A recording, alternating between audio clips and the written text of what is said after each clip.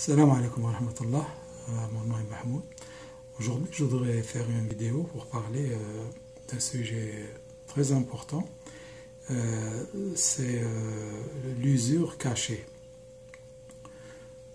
Moi-même, je pense que j'ai été victime de ça, mais je ne savais pas, mais ça fait quelques semaines que j'ai pensé à ça, et puis ça fait des années que je ne me suis pas aperçu.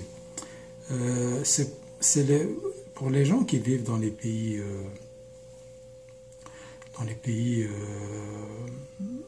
développés, souvent les banques, quand on laisse un certain montant, à partir d'un certain montant qu'on laisse, ils vous disent que vous ne payez plus les frais de transaction. Mais si vous n'avez pas ce montant, vous allez les payer. Personnellement, ça fait pas longtemps que j'ai compris que c'est comme si ça veut dire qu'on me donne des intérêts. Ça veut dire qu'il réalise des intérêts avec ce montant-là et puis il me donne une partie. Donc, je pense qu'il est clair qu'ici, c'est comme si on payait nos frais de transaction et puis qu'il nous redonne des intérêts. Donc, c'est de l'usure. Donc c'est ça que, à mon avis, c'est de l'usure cachée. Et on ne peut pas l'éviter, parce qu'on est obligé d'avoir de l'argent dans la banque, à moins qu'on s'arrange pour ne pas avoir le montant. Mais ça revient au même. Soit on fait ça, soit si on est en train de percevoir cet argent-là, on le prend puis on le donne à des œuvres de charité. Et puis, ce n'est pas la peine de chercher des avis d'imams ou d'aller consulter, parce que tout ce qui est religion, c'est Allah et les hadiths authentiques. Il n'y a personne, il n'y a aucun savant depuis les Sahaba jusqu'à maintenant qui peut donner un avis qui soit applicable à tout le monde. Parce qu'il y a plusieurs raisons. Premièrement, il y a le Coran, Allah qui dit que j'ai parachevé la religion pour vous, j'ai agréé pour vous l'islam, donc c'est fini, il n'y a rien à rajouter. Deuxièmement, il y a deux hadiths très importants. Le prophète alayhi salatu salam, il dit toute innovation est une bid'a. Vous connaissez la suite. Il y a un autre hadith aussi que le prophète alayhi salatu salam, il nous a aidé, il nous a laissé, il est très utile, il nous dit si vous n'êtes pas tranquille avec quelque chose, ne le faites pas. Et puis il dit le halal est clair, évident, le haram est évident, et entre eux il y a de la confusion. Celui qui évite la confusion, il a sauvegardé sa religion.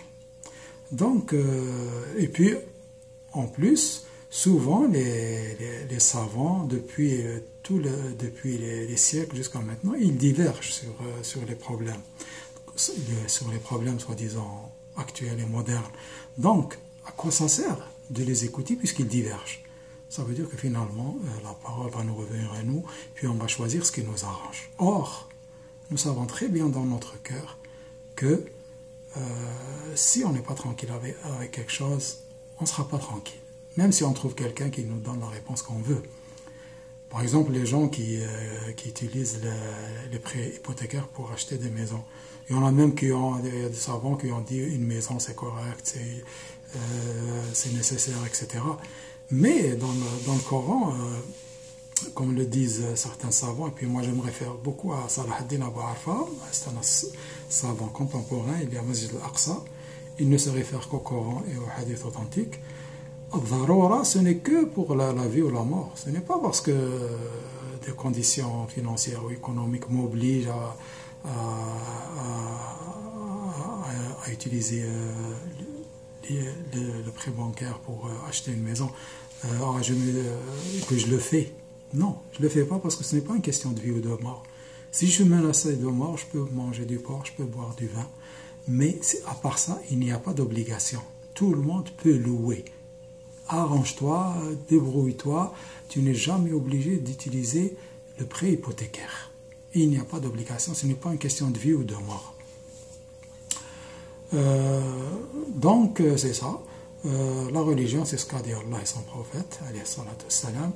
tout le reste, d'ailleurs, du temps des Sahaba, ceux qui donnaient leurs opinions, ils étaient classés, ils étaient bien indexés, c'était Ahlul Ra'i. Ils les appelaient Ahlul Ra'i, et puis ils étaient mal vus. Dans la religion, il n'y a pas d'opinion, et on voit ce que l'opinion nous cause maintenant comme divergence, comme tuerie, comme massacre entre les musulmans, parce qu'on doit se contenter juste du Coran et du hadith authentique. Donc c'est ce que je voulais dire pour cette usure-là qui est cachée. Bon, mais, même si, de toute façon, on n'est pas tranquille avec ça. Si on n'est pas tranquille, on se réfère au hadith du prophète, on laisse tomber, on prend cet argent-là, on le donne à des œuvres de charité. J'espère que cette vidéo va être utile pour mes frères et sœurs. Assalamu alaikum wa rahmatullah.